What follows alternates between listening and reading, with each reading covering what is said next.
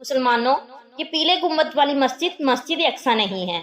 मस्जिद अक्सा ये ब्लैक गुम्बद वाली है।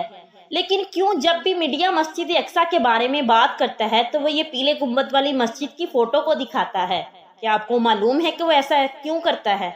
वो ऐसा इसलिए करता है कि इजराइल चाहता है कि वो असली मस्जिद अक्सा को खामोशी के साथ डिस्ट्रॉय करके वहां पर थर्ड टेम्पल यानी हैकले सुलेमानी को तमीर कर दिया जाए।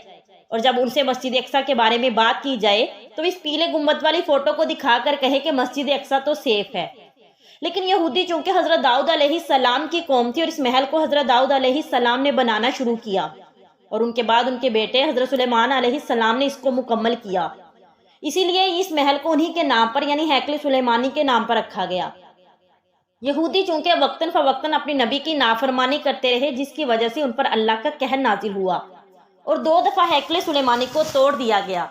लेकिन हैकले सुलेमानी की दीवार का कुछ हिस्सा जिसको वेस्टर्न वॉल कहा जाता है वो आज भी मौजूद है और यहूदी लोग वहां पर जाकर इबादत करते हैं।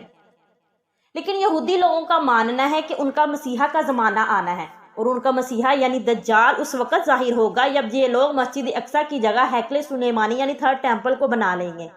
और आप लोगों को पता है कि यहूदी इस पर बहुत तेजी से काम भी कर रहे हैं क्योंकि हाल ही में यहूदी के अल अक्सा कंपाउंड के नाम से एक मैप जारी किया है जिसमें अल अक्सा मस्जिद नहीं दिख रही बल्कि मस्जिद अक्सा की जगह थर्ड टेम्पल यानी हैकले सुलेमानी को दिखाया गया है।